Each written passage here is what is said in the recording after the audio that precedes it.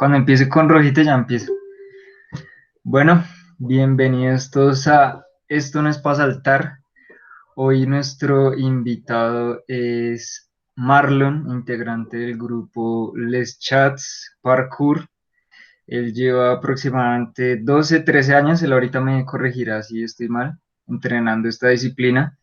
Es ahora uno de los más antiguos y hace parte de uno de los grupos que pues se ha preocupado por mantener como la filosofía y los valores del parkour, dar talleres, se ha traducido artículos y pues Marlon ha estado también participando en todo esto y ha sido una de las personas que ha visto cómo ha cambiado el parkour en Bogotá y cómo ha crecido y como decía, ha cambiado todas sus maneras y corrientes. Entonces, vamos a hablar un poco de eso y también vamos a hablar de temas, podría decirse, controversiales ahorita en la escena del parkour, que serían competencias y la manera en que se ha cambiado de lo que venía haciendo el parkour, podríamos decir, antiguo hacia el deporte, a la deportivización del parkour. Entonces quiero que Marlon se presente un poco y hables de su recorrido en el parkour, de cómo ha empezado. Entonces, hágale, todo bien. Oye, bro, ¿tú editas esto? No, no, pero no Sí, importa, igual puede hablar como quiera. va derecho. Ah, no, lo decía por la iluminación que tiene allá en su cuarto, que se hizo atrás del bombillo en vez de adelante. Sería Es mejor. que no puedo cambiar el computador porque por la carga, o sea, no sirve muy bien, entonces pues se apaga de una, mejor dicho. Entonces me toca así, sí, no me veo muy bien, pero pues hay que hacerle con lo que uno tiene, Ah, porque bueno, si no, ¿qué? listo. Hágale, está bien. Bueno, voy. Pues mi nombre es Marlon Prieto. Soy integrante del grupo Les Chats Parkour. Ha sido mi único grupo desde que empecé. Y pues ya ahorita en mitad de año cumplo 14 años de práctica en el parkour. Sí, he visto muchos cambios y he estado presente pues en la escena desde que empecé a entrenar. Digamos que he tenido la constancia. He intentado no alejarme por pues, los valores que tiene el parkour implícitos, como por ejemplo el ser y durar, el ser fuerte para ser útil, pero sobre todo el ser y durar es lo que lo mantiene a uno ahí como siempre presente, porque no Ujú. hay una frase en el parkour, por ejemplo, como en los Juegos Olímpicos, como más fuerte, más alto, más rápido.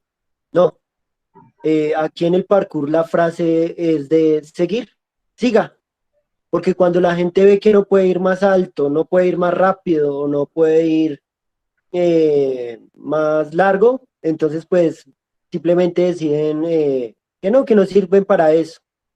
El parkour no invita como a un límite de distancia o de altura o de años. Entonces, la verdad, da la oportunidad de continuar siempre. Vale, listo. Yo también quería ahondar un poco en cómo fueron esos años y cuál fue la manera de entrenar con Santo en esa época, que para quienes no conocen, Santo fue uno de los fundadores de Le Chats Parkour junto con Cristian Rodríguez. Entonces, ¿cuál era como la concepción de ellos del parkour? ¿Cómo entrenaban ustedes? ¿Con qué sentido se daba la práctica? ¿Cómo era? Me gustaría saber. Sobre, pues con Santo, bueno, primero para entrenar parkour, cuando yo empecé, había que ser recursivo. Entonces estábamos apenas como llegando a la era tecnológica, mejor dicho, ya como adentrándonos en ello. Entonces, pues recuerdo que unos amigos me crearon un correo, un Hotmail, y gracias a ese Hotmail uno podía contactarse con Santo. Ya les voy a contar cómo. O sea, primero, pues buscar qué era lo que uno entrenaba. Antes por ahí salió en las noticias alguna vez lo que nosotros estábamos como buscando. Y eh, por ahí cogieron el nombre, uno de mis amigos, ni siquiera yo, uno de mis amigos. Y entonces nosotros nos inspiramos sobre todo era en Jackie Chan. Jackie Chan nos inspirábamos nosotros. Eh, no sé, de pronto para algunos sonará chistoso porque cuando digamos uno busca parkour al principio, eh, por ahí en entrevistas sale que no, yo hago Jackie Chan. Pues hacer Jackie Chan no es algo como un deporte o algo así, sino es como imitarlo, pero desde como la burla, no sé. O sea, se escucha como chistoso realmente. Pero ahora miremos quién es Jackie Chan, o sea, Jackie Chan no es un artista marcial, él dice que no es un artista marcial, sino que es más bien un personaje de teatro chino. Y desde allí aprendió las artes marciales, pero con una intencionalidad diferente a las artes marciales por las artes marciales. Entonces aprendió a hacer como giros, aprendió a expresarse con el cuerpo bastante. Entonces, pues ahí vemos como que uno de los inspiradores del parkour, que es Jackie Chan, tiene que ver mucho con lo que es la expresión corporal, porque veamos de dónde sale como su habilidad. Entonces, bueno, él en las películas que hacía, intentaba ser diferente a Bruce Lee, que era como el referente oriental que se tenía para las películas chinas o de artes marciales en Hollywood. Él dice, Jackie Chan dice, Bruce Lee era un superhéroe, yo soy un payaso, o soy, sí, un payaso, digámoslo así. Eh, y él pretendía también como ser esa persona que sabe, pero que también se ríe de él mismo, que también se puede burlar de sí mismo y rompe un poco con ese estereotipo del héroe todopoderoso, sino no, él también se tropieza, él también se pega de maneras bobas, pero sin embargo es una bestia a la hora de moverse. Yo creo que esa libertad de poder ser como el payaso le dio como la oportunidad de atreverse a hacer cosas diferentes. Entonces, por ejemplo, subirse a un muro, meterse por dentro de los escalones de una escalera de esas que son móviles. Eh, Le dio un sinfín de oportunidades, ese como perder el estereotipo de la perfección, del golpe perfecto, del golpe al punto, y golpear, por ejemplo, no sé, con ahorcar con una corbata, tirar un zapato, no sé, ser recursivo con todo lo que tenía a su entorno. Entonces de allí, él es uno de los inspiradores del parkour, no solo para mí, sino en el mundo. Entonces cuando yo lo veía a él, a Jackie Chan en las películas, pensaba que él hacía era únicamente de actores de Hollywood y de una escena de fantasía.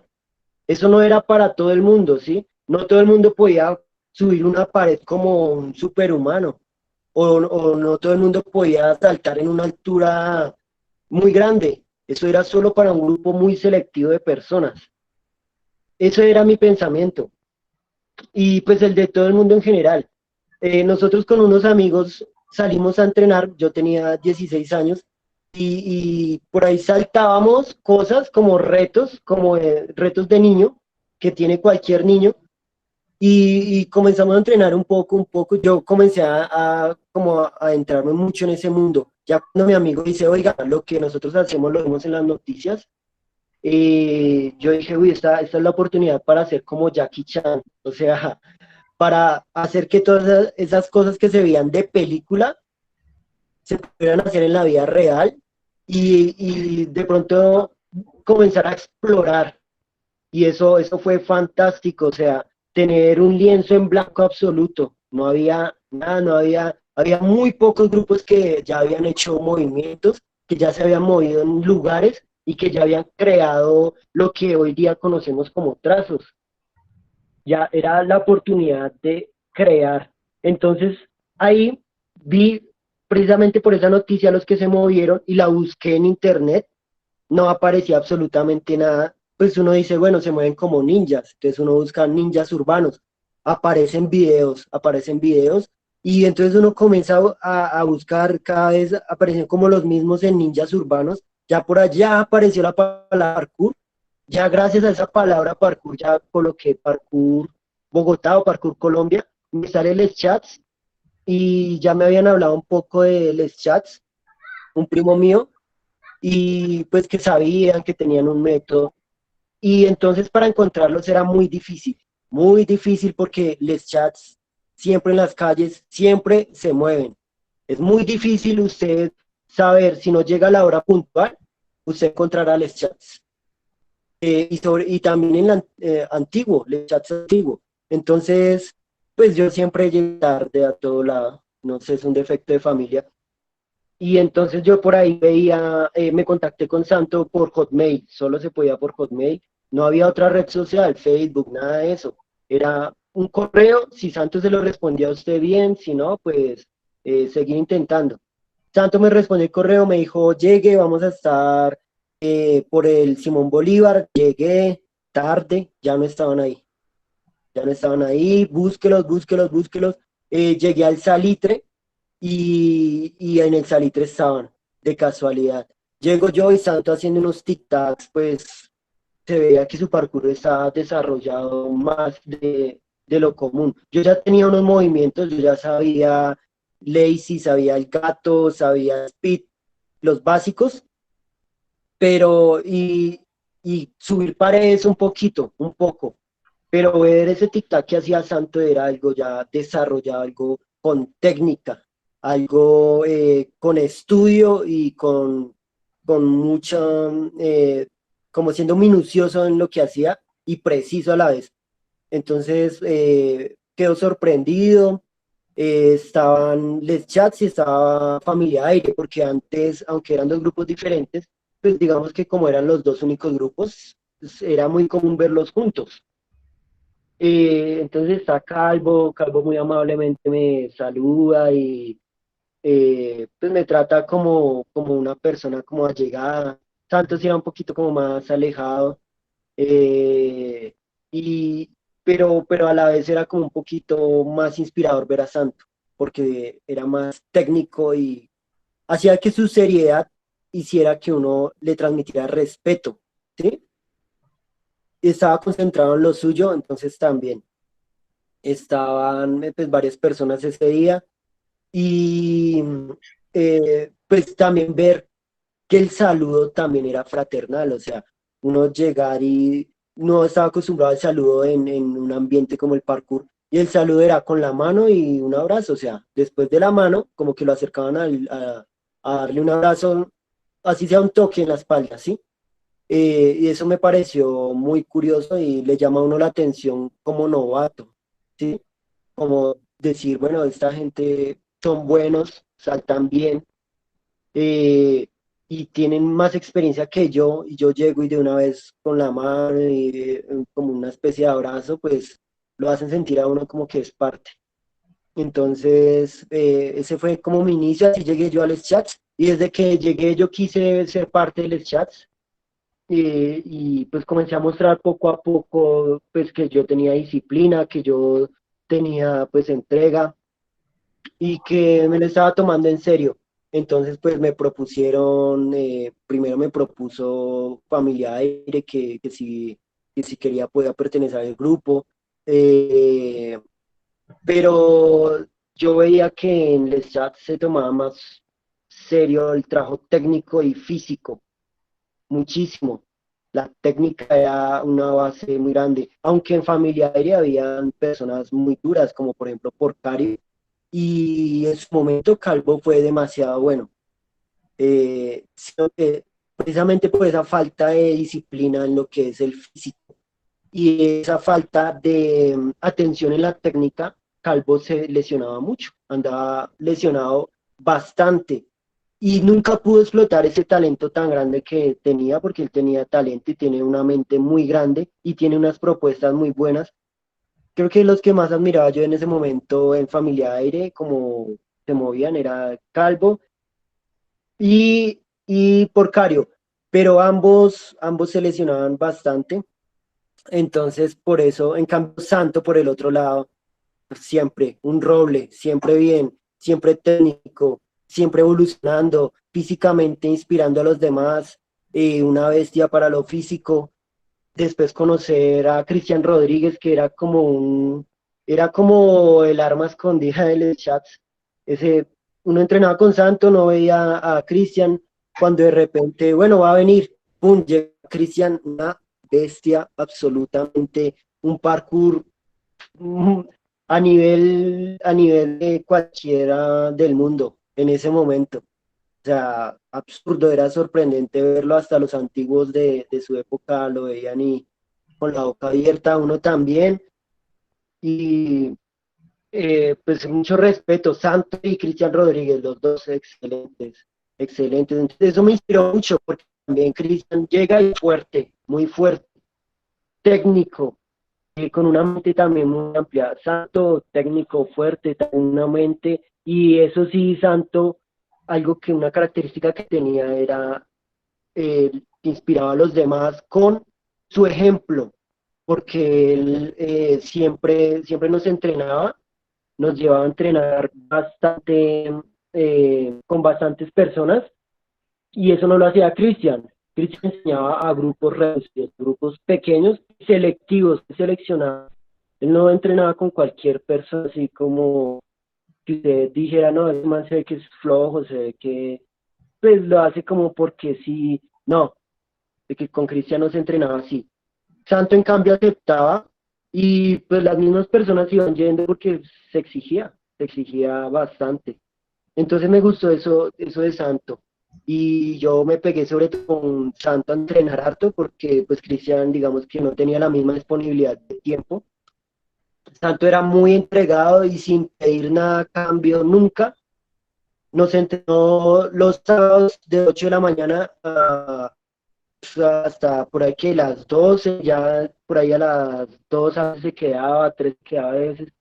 Poco a poco ya fue yéndose más temprano, siempre entregado, difundiendo la disciplina, traduciendo artículos, traduciendo entrevistas, corrigiendo la técnica de los demás por redes, a veces un poco chocante, siempre sin pedir nada a cambio, sin esperar nada a cambio, y él es una de las personas que ha hecho que esto crezca tanto, y pues muchos no lo saben.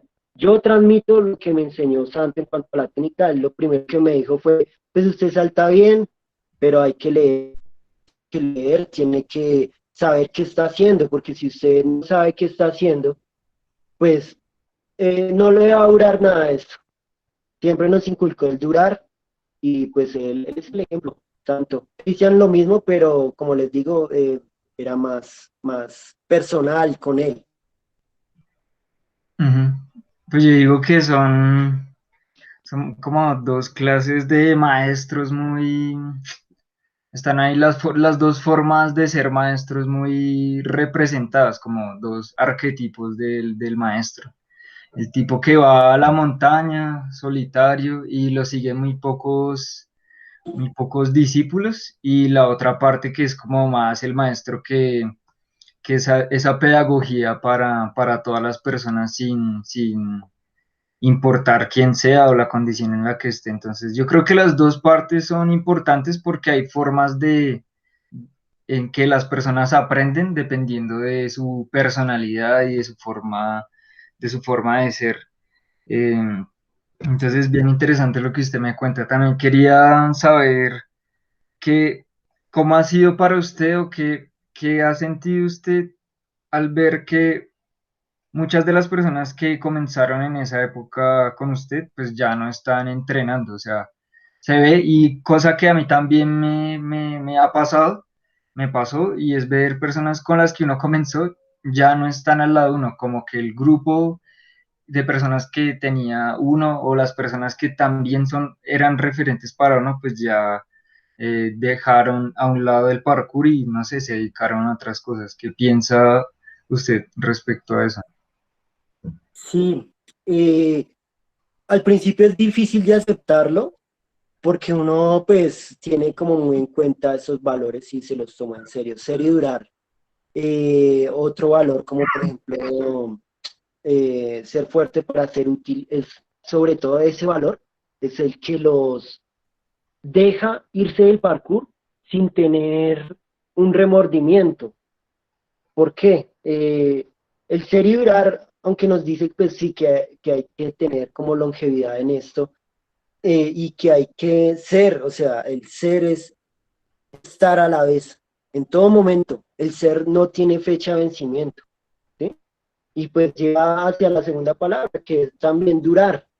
Entonces es una frase muy corta, pero en realidad es muy compleja, porque le pone a usted como una presión, o sea, ser y durar, ¿qué está haciendo usted hoy? ¿Sí?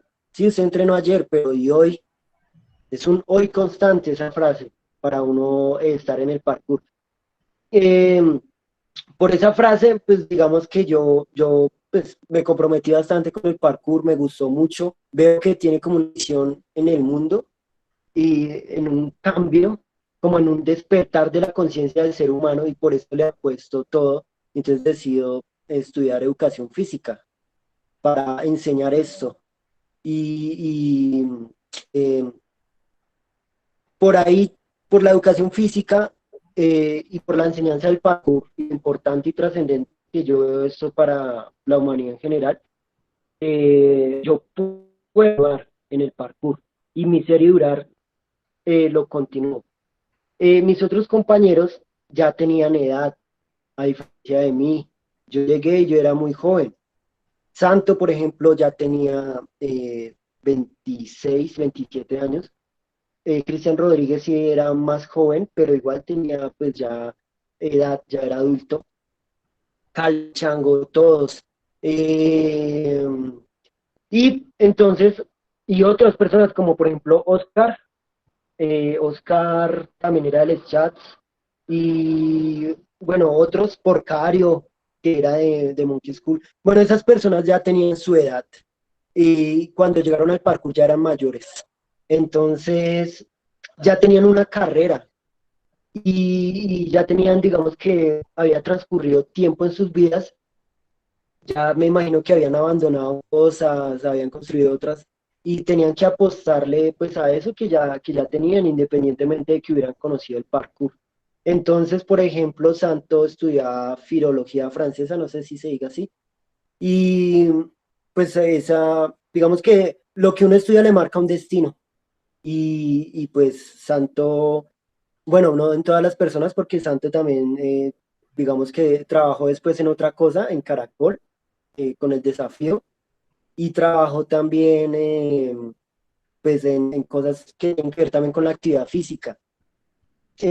Pero estas personas sí, digamos que ya siendo adultos, el paro los tocó tan niños, van viendo otras cosas y como por ejemplo la responsabilidad de un hogar, la responsabilidad de ellos mismos, eh, sobrevivir y se apoyan en su carrera. Poco a poco se van perdiendo porque la carrera sin trabajo, el trabajo demanda mucho, muchísimo.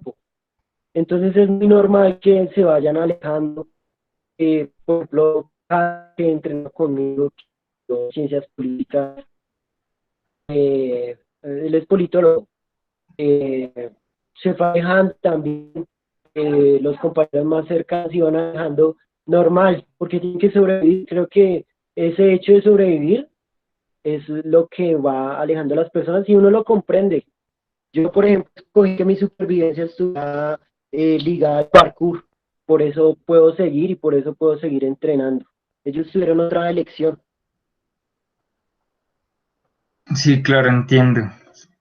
Es también, yo digo que al escoger uno, el parkour, como yo siento que el parkour es algo que va como al margen de, digamos que de un sistema, de cierta manera, va, entonces también lo obliga a uno a que uno no se integre a ese sistema, la misma práctica, porque digamos, para la gente de afuera puede ser clasificada como mero ocio, porque uno no persigue un fin utilitario.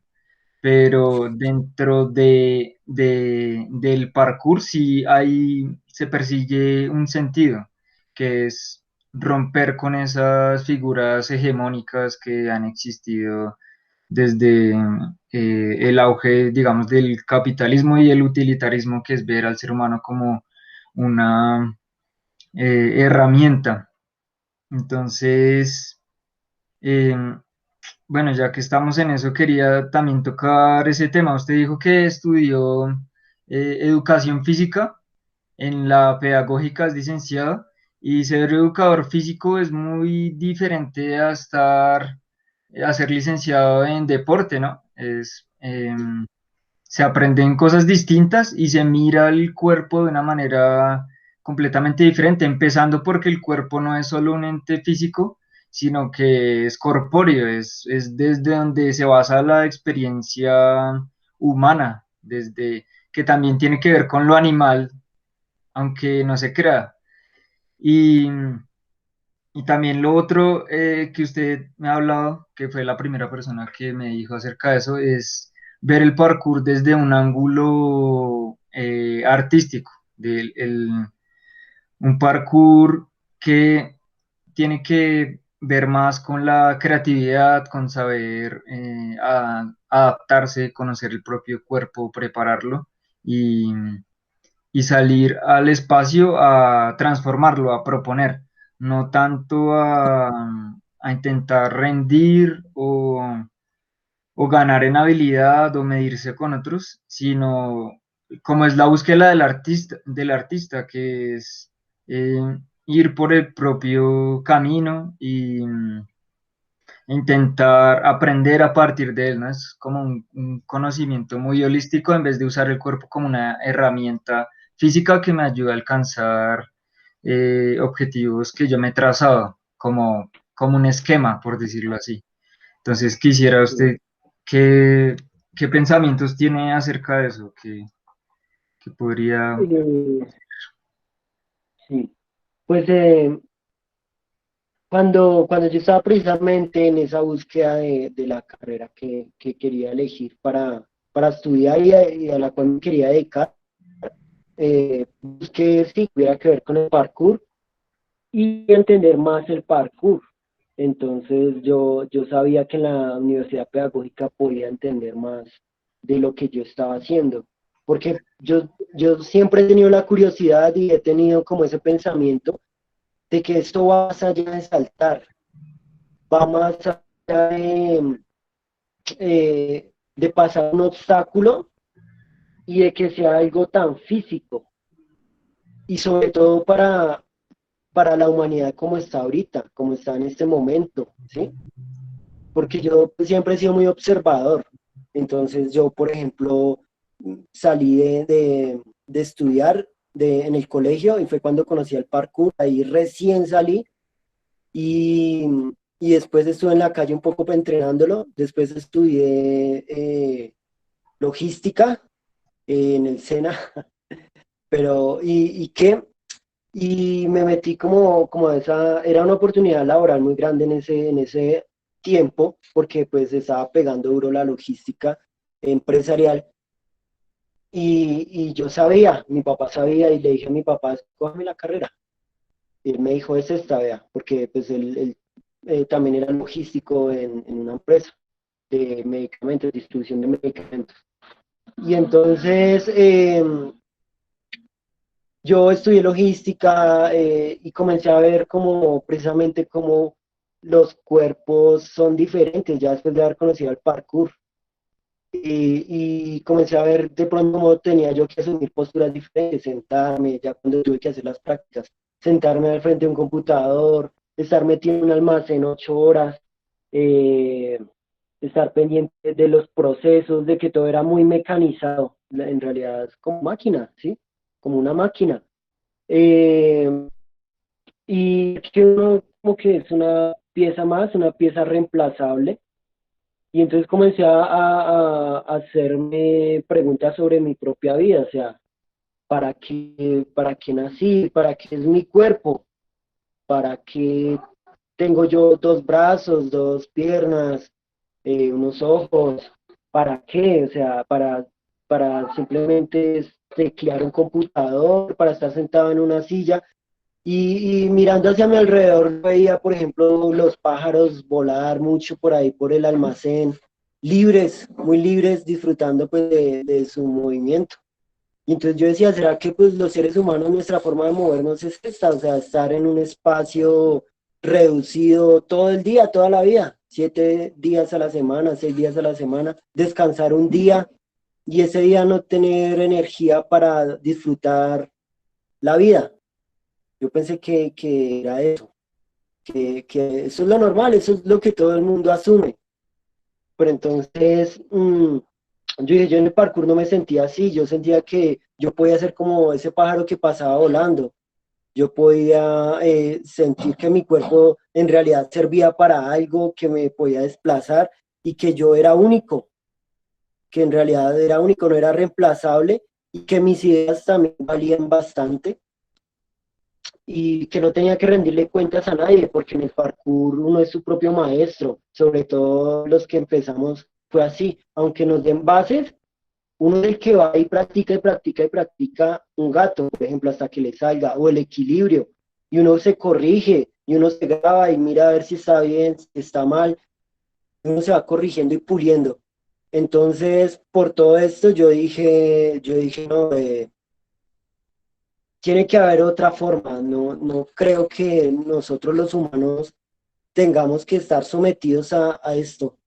Entonces decidí, ya estaba aburrido con esa carrera y no la terminé, me faltaron como 2 materias, pero después de observar lo que es el mundo laboral, dije, no, yo no puedo vivir así simplemente, así no puedo vivir, yo siento que no nací para vivir así. Entonces, comencé a pensar qué es lo que yo quería y ahí descubrí que de pronto la educación física me puede dar como esa guía y decidí estudiar educación física, la pedagógica, hice todos los papeles antes de pues intentarlo nuevamente con la logística y trabajar y darme cuenta que no. Bueno, en la pedagógica entonces pues yo tenía presente también el pensamiento de que no, vamos a estudiar el cuerpo y eso es lo que yo más quería, pero sobre todo vamos a ver deporte seguramente. Y allí voy a aprender para qué sirve el cuerpo humano, para qué es que tenemos un cuerpo nosotros. Y me encuentro la sorpresa que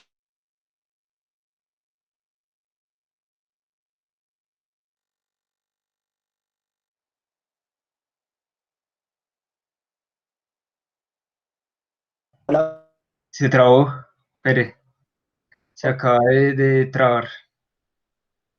¿ya? Entonces, me quedé, ¿sabe dónde me quedé? Cuando dijo que me encuentro la sorpresa. Listo, bien. Me encuentro la sorpresa que en la pedagógica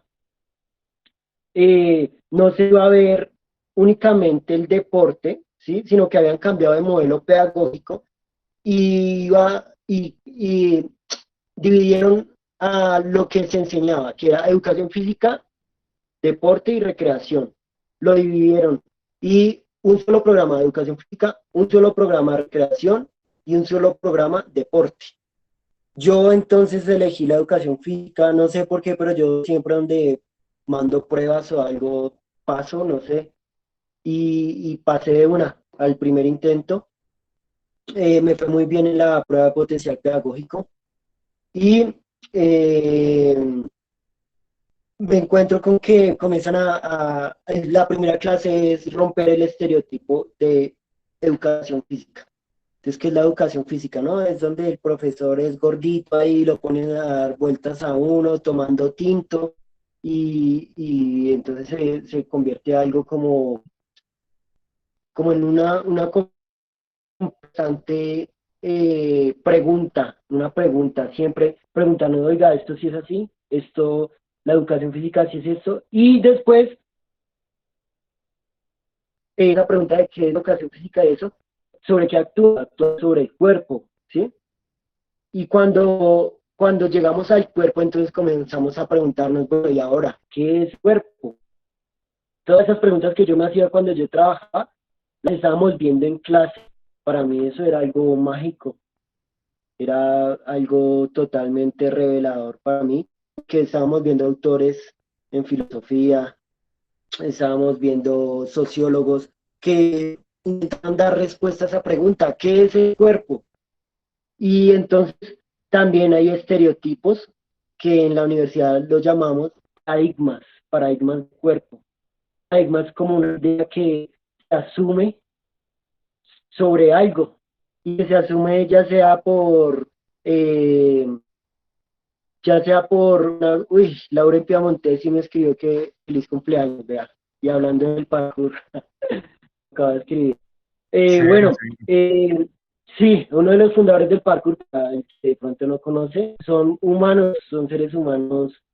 Y vea un detalle como esto, yo que no soy nadie en el parkour, tienen un detalle como esos para mí. Bueno, eh, entonces, un paradigma es algo que se asume ya sea por algo social, ¿sí? Como por ejemplo algo coloquial, ¿sí? O también una idea que sea bastante, digamos, por ejemplo, en un medio de comunicación, ¿sí? Eso. Y sobre todo cuando uno no tiene conocimientos, asume un paradigma como una verdad.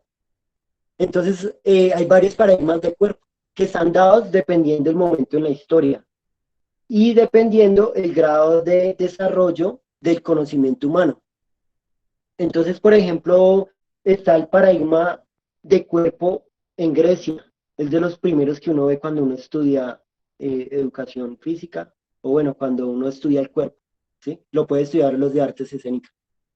Y el paradigma de cuerpo en Grecia eh, habla sobre un cuerpo bien cuidado, un cuerpo esculpido, un cuerpo fuerte, eh, un cuerpo también dado hacia el trabajo y hacia sí, el cultivo, sobre todo, el cultivo. Eh, y también tenemos una contraparte que es más bien yo creo que una mala interpretación de lo que habló Platón sobre el cuerpo como cárcel del alma. Entonces, cuando nos habla de esto Platón, dice que, y también si lo comparamos con el mito de las cavernas, que el cuerpo es como una cárcel que no deja que el mundo de las ideas sea y que hay que liberarse de ese cuerpo para llegar a la verdad del ser humano que son las ideas, que es el alma. Entonces ahí ya le hace como sataniza el cuerpo, ese paradigma de Platón.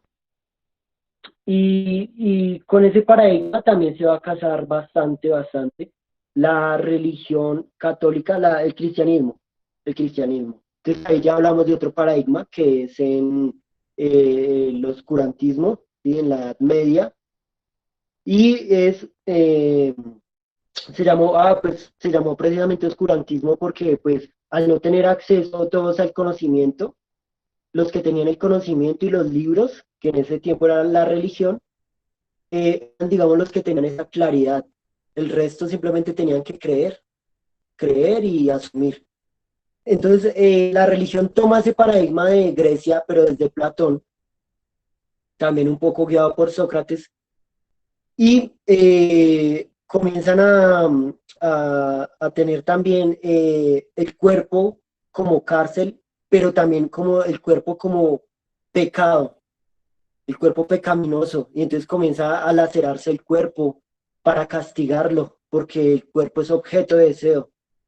Y eh, por obtener, digamos que esas creencias de cuerpo, se comienza a satanizar el cuerpo más aún, tanto que se dice que vamos a tener que despojarnos del cuerpo, que el cuerpo es una carne, es carne que va a tener, digamos, un límite de vida y que debemos despojarnos del cuerpo para que el alma por fin sea libre y vaya a la eternidad.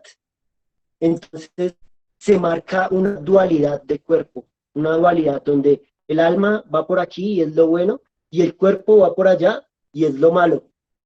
Tanto así que estar vivos, ser seres corpóreos, ser carne, pues no importa tanto, no importa tanto porque usted al final se va a morir y su alma va a ir al cielo. Entonces, si usted es esclavo, si usted vive todos los días agobiado, pues no importa porque en realidad la recompensa la va a encontrar cuando usted ya no tenga cuerpo y cuando muera. Entonces es también un paradigma de cuerpo que vimos y que el que estuvimos hoy en día pues todavía se ve en la religión.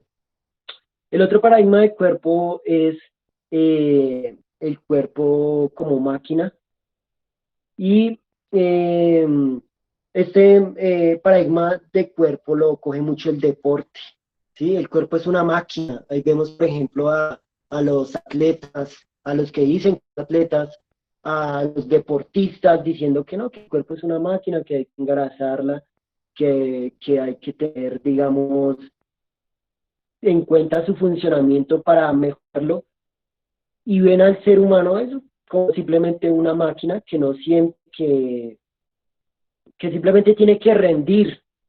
Entonces comienzan a verse unos estereotipos de cuerpo precisamente para estar hacia el trabajo.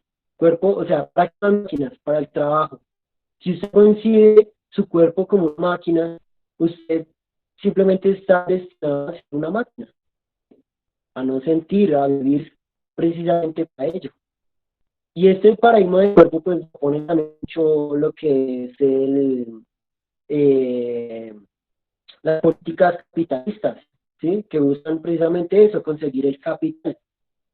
Eh, y comienzan a darle como importancia a lo que es sentir, la experiencia de vida.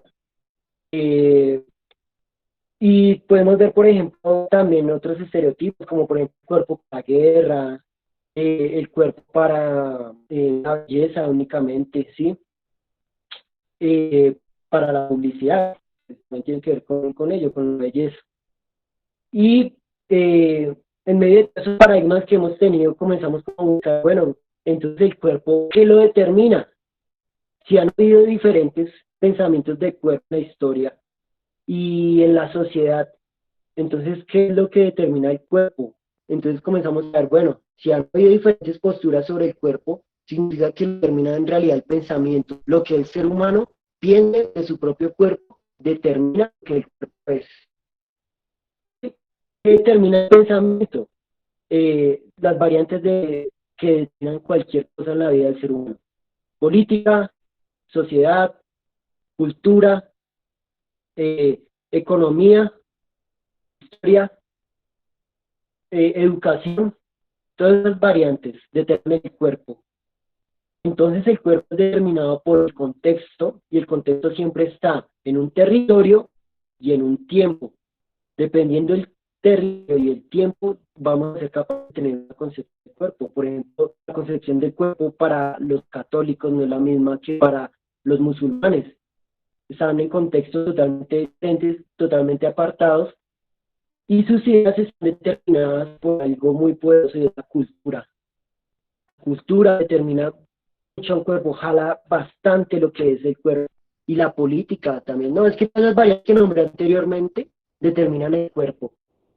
El parkour rompe con todo eso, rompe con todas las variantes y se instala en una sociedad, por ejemplo, como es la francesa, que ha tenido varios movimientos como el de mayo del 68, que inspiró bastante también a varias escenas y artísticas de todo.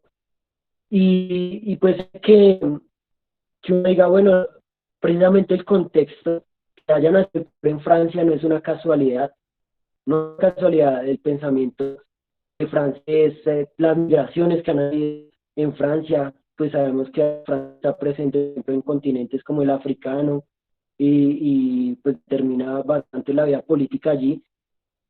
Y por eso precisamente miran personas de diferentes países del continente africano hacia Francia, hay personas asiáticas y David, por ejemplo, tiene como tiene su tendencia asiática de Vietnam por su padre y tenían que venir cuerpos de diferentes contextos a estar reunidos en un solo país, pero en un país con un pensamiento diferente al capitalismo, porque no es tan digamos, tan agresivo el capitalismo en Francia como si lo es en Inglaterra, o ese pensamiento de que somos máquinas o de que somos productos o que somos parte como que somos mercancía, como es el pensamiento inglés, está como si no rinde, no es nada, ¿sí? Nace en Francia el parkour, por unas personas que vienen en diferentes contextos y también desde otro acontecimiento importante es que el papá de David Bell pues era también soldado, ¿sí? Y en el cuerpo para la guerra pues, también tiene en cuenta el cultivo del cuerpo, ¿no? El cultivo del cuerpo bastante. Entonces, gracias, digamos que a esas variantes es posible el parkour y no es casualidad que nazca en esta época y que nazca con estas personas en Francia. Vale. Acaba de tocar unos puntos bastante interesantes, me parece a mí. Estuve varios pensamientos mientras usted hablaba respecto a esa forma en que nació, en que se da el parkour, que primero no es algo como que surge de la nada, sino que depende de muchas cosas como lo que habla del mayo del 68, en el que vienen movimientos artísticos inspirados y uno de ellos fue el situacionismo, que hablaba acerca de un movimiento que venía a abrir y a romper las ciudades, que era distinto a andar de una manera acelerada y corriendo, sino era una manera de proponer un movimiento que transformara la manera de habitar las ciudades. Eso fue en, ¿cómo se dice?, años 60, 70, y el parkour nace en los años 80. Entonces, y en el mismo lugar, en Francia, ¿no? Lo cual es muy, muy curioso. Y otra cosa que usted decía es acerca de la manera en que en Inglaterra el capitalismo es muchísimo más violento y depredador, si se le puede decir. En cambio, en Francia no es tan fuerte y se permite como una pluralidad que se puede ver en el nombre Yamakasi, que es uno de los grupos, pues el primer grupo que se conoce de arte del desplazamiento que dio después al parkour, en el que participaron personas de muchas razas y condiciones distintas. Entonces, también eso y decir que en Inglaterra pues nace el deporte, que es algo que no habíamos dicho, que es el invento del deporte, que se quiera decir que ahora el deporte se le trata de decir a todo tipo de actividad física es deporte.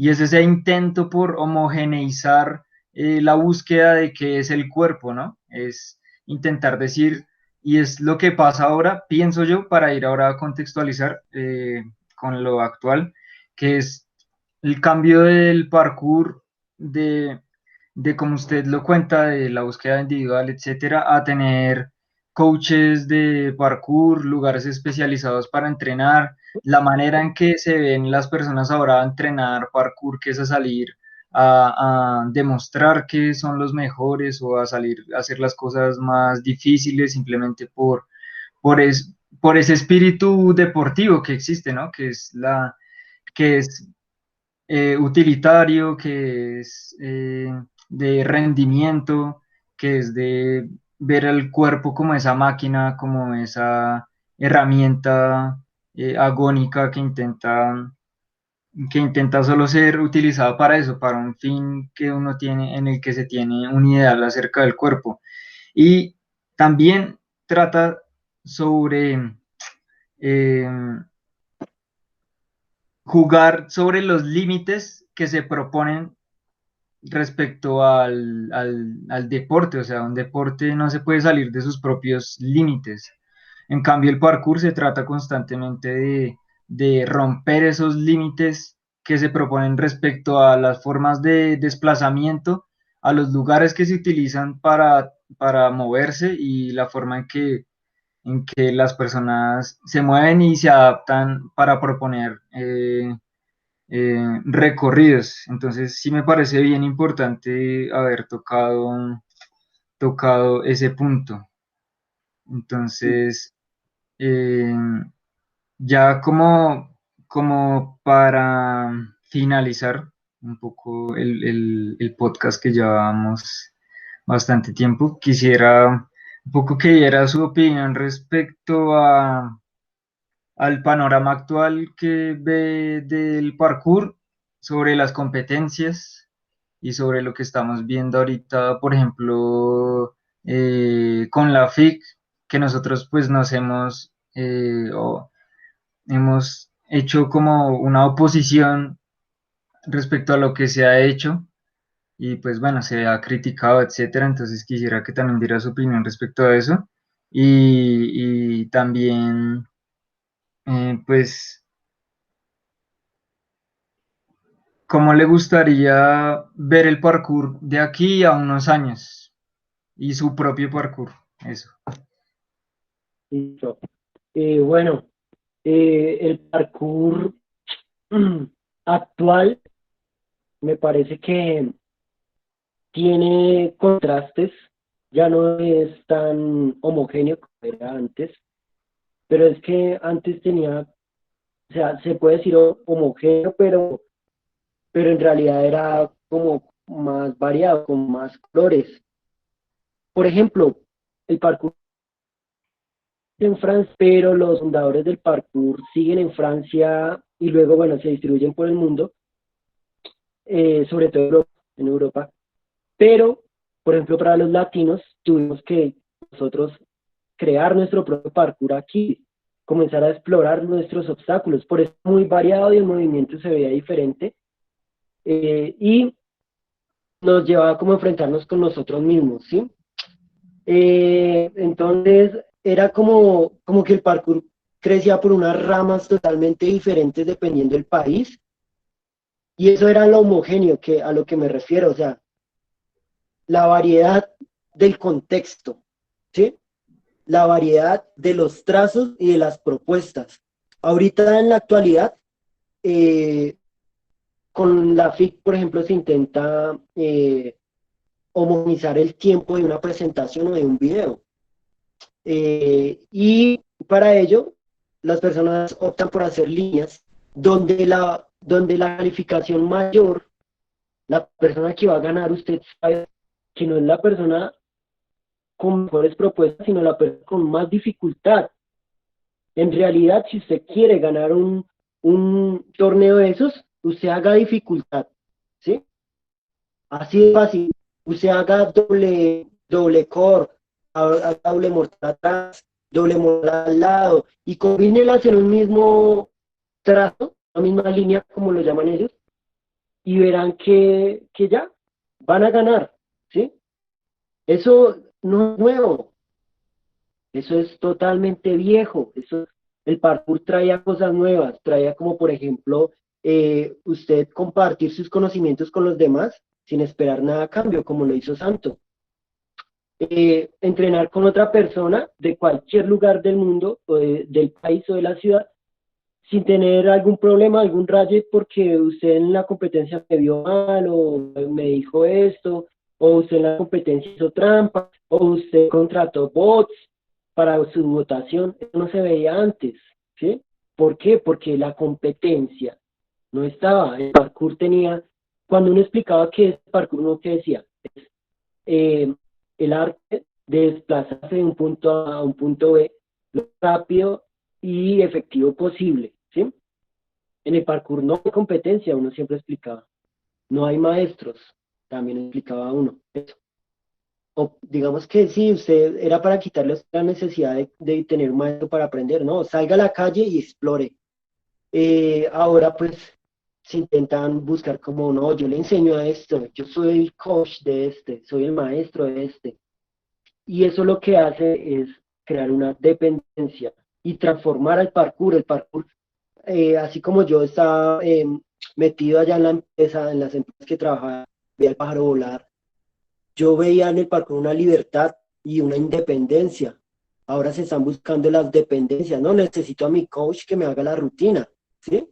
necesito a esta persona que me ponga el trazo, porque he visto muchas chicas así, lastimosamente, que cuando salen a entrenar, les tienen que poner el trazo y ellas no son capaces de proponerlo, ¿sí? Y me parece algo muy malo, eso no era parkour. Parkour era, bueno, voy a poner a prueba mis ideas. Una cosa es un consejo, pero es que yo lo he visto porque lo he presenciado visualmente, todo, estaba ahí, que bueno, póngame un trazo, ¿sí? Creo que la creatividad queda totalmente sesgada y muchos trazos que vemos así bonitos en realidad pues no son ideas como de la persona, sino que se los puso otro a petición. Creo que el parkour se está transformando en algo que no es precisamente por ello, por querer meterle cosas del deporte, cosas viejas. El parkour era innovador. Cuando dicen, es que usted quiere que el parkour eh, se involucione, deje que el parkour evolucione, en realidad está involucionando, va hacia atrás. El parkour en realidad no evoluciona así. El deporte traía todas esas cosas que que algunos les llaman evolución. El parkour era novedoso, por eso le gustó a todo el mundo y por eso se esparció por todo el mundo. Por eso se crearon comunidades tan fuertes, porque era novedoso, desinteresado. El parkour ahora le estamos poniendo esas cosas capitalistas, como la competencia, ¿sí? Como destruirnos los unos a los otros, no, no destruir, sí, combatir los unos con los otros, donde no hay necesidad. Entonces, bueno, creo que si sigue por el lado de la competencia, pues el parkour se va a volver algo que no es y se va a transformar. Ahora está la otra opción. Muchos me decían, las artes marciales son las artes marciales, aunque ahora hay artes marciales competitivas y algunas se transformaron y otras no, simplemente siguieron su base, digámoslo así, como purista. Y a mí me parece que el purismo también es estático y malo. Entonces, por ejemplo, para los que llaman, por ejemplo, puristas a los de los chats, yo dije ahorita la definición, moverse de un punto a un punto de la manera más rápida y efectiva posible. Creo que ese es el objetivo del parkour, el objetivo, el fin. Pero para llegar a ese objetivo, también uno puede hacer juegos. Nosotros ahora, por ejemplo, en los chats, y sobre todo yo que era muy lineal, ya no lineal, ¿sí? Para ser totalmente efectivo. A veces voy aquí, me devuelvo, salgo por allá, por abajo, por arriba, rompiendo como los límites. Pero si yo tengo que ser efectivo y usar, porque es que el parkour también intentaba ser una herramienta para algo, que nació de una persona que fue soldado y también que fue bombero, ¿sí? El parkour nació para algo, para darle algo a los demás, que eso es lo que hace un soldado o hace un bombero. Entonces, le decía a usted, usted puede salvarse, ¿sí? En una situación dada o salvar a los demás. Yo, si lo necesito, lo puedo hacer, pero también puedo jugar en ese proceso. Por eso nosotros a veces también nos movemos aquí y allá, hacemos giros también, no pasa nada, pero es parkour, es parkour. Entonces pienso que si siguen existiendo grupos como les Chats, como por ejemplo los Ghost Warrior en Medellín, que han hecho cosas buenas, hay a veces, digamos, cosas que, como por ejemplo apoyar a Rafi con lo de las camisetas, que fue algo que lo confunde a uno, porque ellos hacen, o sea, ellos son parkour totalmente, pero hacen eso, entonces uno como que no sabe qué pasa ahí. Pero como los Ghost Warrior, personas como Siddhartha, Castaño, eh, varios acá en Colombia, Sifacas con Jonathan. Eh, si siguen habiendo personas así desinteresadas que hagan parkour por el parkour y liberen a los cuerpos de las mentes y les hagan encontrar también como preguntarse también para qué están acá en la vida, creo que ahí estamos bien, podemos seguir haciendo oposición y ya. Entonces, Bueno, entonces, muchas gracias a Marlon por participar de este podcast. Espero que esta conversación sea útil para las nuevas generaciones, personas que vienen a conocer como el parkour, así como yo me encontré con los videos de Santo y con las palabras de Marlon en un momento en que las necesitaba, pues así espero que pueda pasar con este podcast a las personas, como decíamos, de una manera, como decía Marlon, de una manera desinteresada y dejando algo valioso, así sea solo una persona. Entonces, pues gracias, nada, despedirlo y ya, chao, gracias. Listo, gracias a todos. Pueden venir también a los chats a conocer lo que necesiten. Estamos abiertos porque la idea es seguir transmitiendo esto.